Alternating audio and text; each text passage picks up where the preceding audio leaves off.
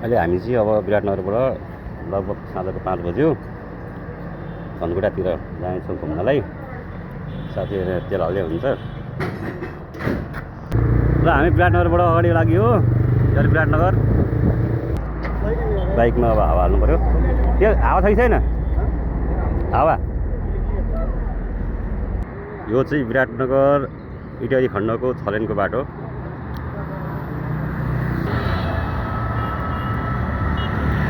नभएको त अब कति 24 गते साथीहरू चाहिँ हुनुहुन्छ त्यहाँ हाम्रो रेशमजीहरू।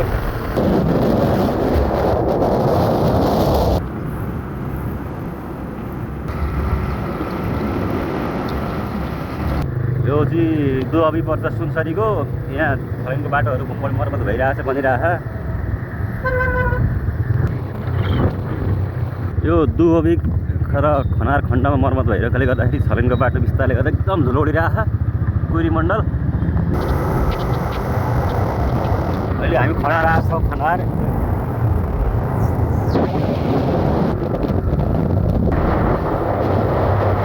अहिले हामी इटहरी छौँ। इटहरी बजार धनकुटा हिँडेको साँझको 5:30 भन्दा बेसी भइसक्यो। अहिलेसम्म इटहरीमा छौँ हामी। यो चाहिँ इटहरी चोक हो। इटहरी चोक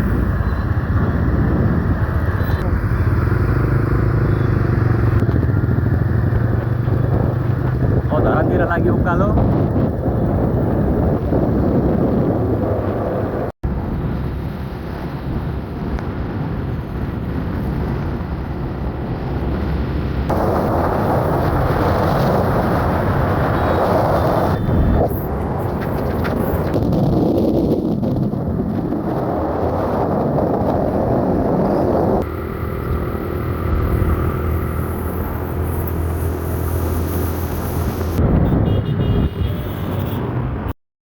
उकालो लाग्यो भेटातिर। भेटातिर गइरहेछ हामी। पुरै अँध्यारो छ। अब आइपुग्ने बेला भयो। यो हाम्रो होमस्टेमा छौँ धनकुटाको नाम चाहिँ।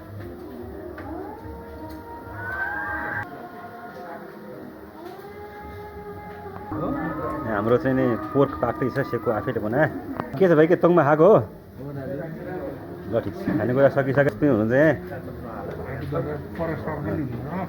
उहाँ चाहिँ टक्क लोकल कुखुरा खाने हुन्छ। हामी चाहिँ प्योर है कोदोको। यो धनकुटामा कोदोको लक्सी यति भए चाहिँ सुलिफ्याट हुन्छ। हाम्रो भाइ निराजन चाहिँ एक्सपर्ट हो यो पोल्नको। तर अलिक डढा छ आज। हो त्यो घरमा पुरै चाहिँ पोलिरह। सबैतिर प्याक छ यो धनकुटा नाम्चे भन्ने ठाउँ। कस्तो राम्रो फुलहरू फुले है। धेरै राम्रो छ।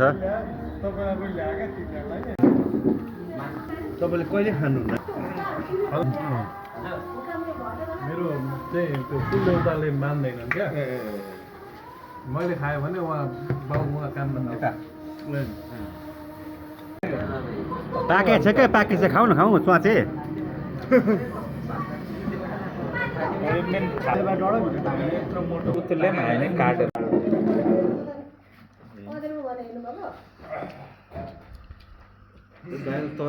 ल हामी त होमस्टे बसेको। यो नाम्चेमा राम्रो ठाउँ छ यहाँ। दिदी भेनाकोमा लाफाहरूको बस्यो होइन।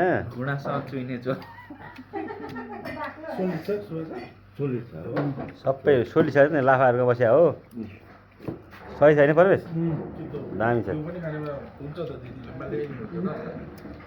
वाह वाह वाह। सुरु तातो त खाइहाल्नु न, त्यसपछि कुरा गरौँ।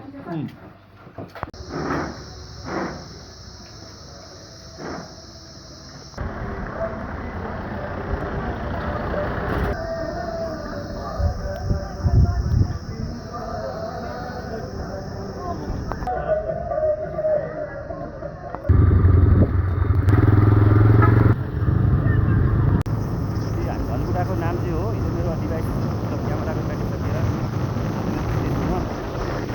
नाम्चे एरिया।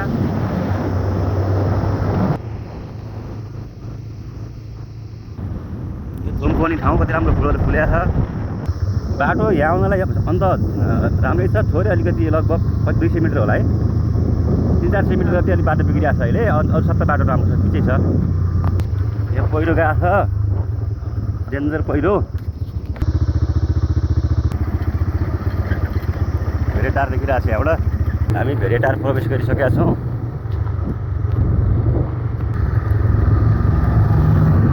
भेरेटार बजार